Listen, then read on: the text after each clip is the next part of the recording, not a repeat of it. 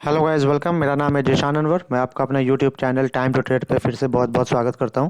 तो इस वीडियो में हम बात कर रहे हैं दो ऐसे स्टॉक्स के बारे में जो कल के लिए अच्छा हो सकता है। 2 फरवरी के हिसाब से आप इसको अपने वॉच लिस्ट में रख सकते हैं, इसको पेपर ट्रेड कर सकते हैं, ठीक है। लेकिन हम आपको स्ट्रिक्टली इस बात के लिए कहते हैं कि इसको अपने पैसे से ट्रेड ना करिए, क्योंकि हम आपके लॉस या प्रॉफिट का कोई जिम्मेदारी नहीं उठाते हैं। Because SEBI registered financial adviser तो है नहीं, तो जो कुछ भी है वो अपने नॉलेज और एक्सपीरियंस के अकॉर्डिंगली है, ठीक है। तो चलिए, अगर आपको ये वीडियो पसंद आए तो आप इसे लाइक कर सकते हैं, लेकिन ओनली फॉर नॉलेज बेस, ठीक। तो सबसे पहला जो स्टॉक हमने चूज़ किया है वो आईआरबी है।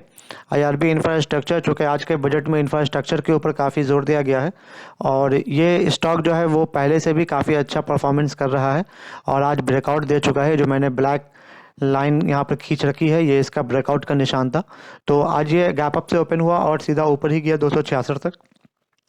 तो आने वाले दिनों में भी ये स्टॉक्स जो है वो काफ़ी अच्छा खासा मूव आपको दिखला सकता है, ऐसा टेक्निकली लग रहा है।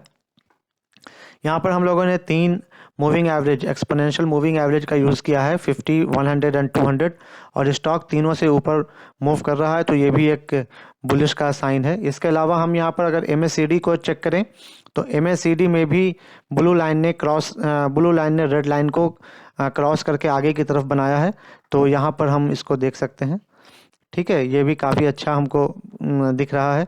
इसके अलावा वॉल्यूम भी लगातार 2 दिन से काफ़ी स्ट्रॉन्ग है, तो इस हिसाब से कल के लिए ये स्टॉक जो है वो बिल्कुल बेहतरीन स्टॉक है, हम इसको ले सकते हैं। आरएसआई के बारे में बात करें तो आरएसआई जो है वो थोड़ा सा ऊपर की तरफ हिट कर रहा है, जो कि ओवरबॉउड जोन कहलाता है, ठीक है। और स्टॉक के बारे में देखें, स्टॉकिस्टिक्स आरएसआई के बारे में देखें तो भी ये काफ़ी बुलिश नज़र आ रहा है, लेकिन है कि थोड़ा सा ओवरबॉउड जोन की तरफ हमको दिख रहा है। तो जब भी कोई भी स्टॉक्स जो है वो अगर ब्रेकआउट लेता है तो वो ओवरबॉउड जोन की तरफ दिखता है, लेकिन कल के लिए ये स्टॉक काफ़ी अच्छा हो सकता है, ठीक है। तो अगर आरएसआई इसको अगर इम्पैक्ट डालता है तो ये जो मैंने ब्लैक लाइन खींचा है 254 के आसपास, ये आपका स्टॉप लॉस हो सकता है। इसके आगे आप आगे बढ़ सकते हैं। क्या होगा लेवल, कितने पर इसको परचेस करना है और कौन सा टारगेट बनाना है, तो हम इसको 2 टाइम जोन रखा है, एक इंट्राडे के तौर पर यानी कल का कल, और एक शॉर्ट टर्म यानी कमिंग डेज के लिए।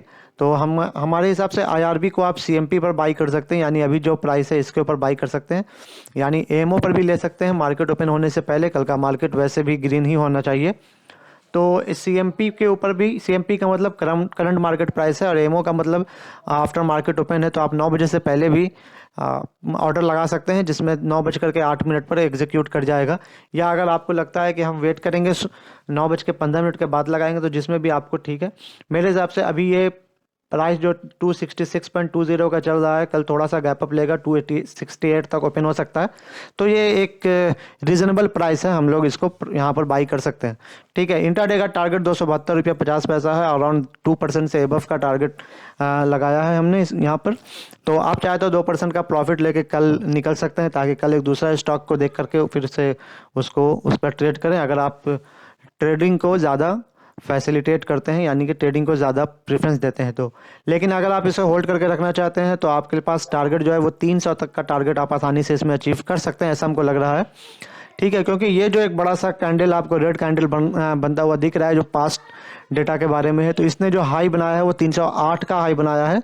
सो 308 का हाई जो है वो रेजिस्टेंस के तौर पे यहाँ पर शो कर सकता है। इससे पहले बिल्कुल आसमान साफ है ना, कहीं पर से बूंदा बूंदी होने की संभावना नज़र नहीं आ रही है।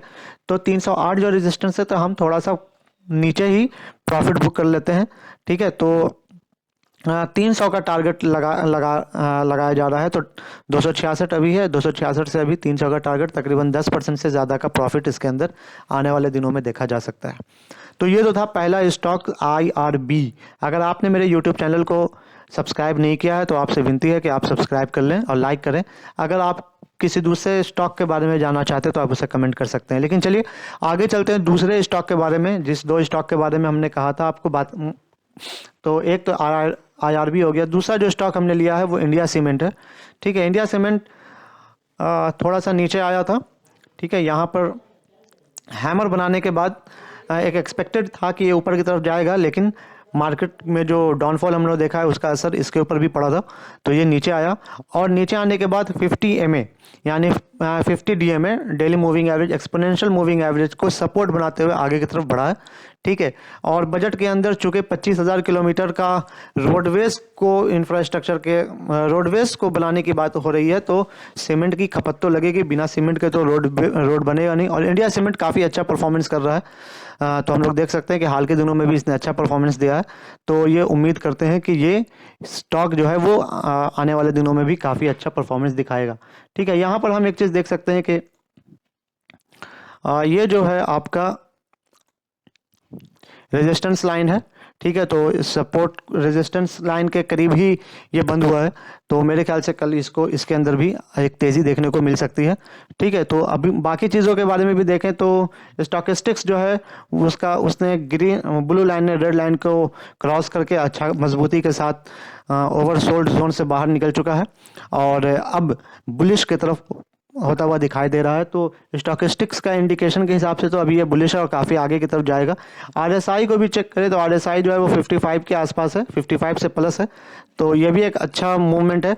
हालांकि MACD में हम देख सकते हैं कि रेड लाइन जो है वो ब्लू लाइन से ऊपर है, तो थोड़ा सा हमको डाउट है MACD के अकॉर्डिंगली, लेकिन ऐसा कुछ नहीं है। हम देख रहे हैं कि MACD का ब्लू लाइन और रेड लाइन आपस में कॉन्ट्रैक्ट करने ही वाला है, तो उम्मीद है कि कल ये स्टॉक भी ऊपर की तरफ जाएगा। तो अब ये है कि अब इसको हम कितना पर परचेस कर सकते हैं। तो हम लोग इसको इंडिया सीमेंट के बारे में बात करें तो हम इसको भी CMP यानी अभी जो प्राइस चल रहा है इसके ऊपर बाई करेंगे। चाहे तो आप MO पे ले सकते हैं और चाहे तो थोड़ा सा 5 मिनट 10 मिनट 9:15 के बाद 9:20 9:25 तक भी इसे परचेस कर सकते हैं, कोई दिक्कत नहीं है।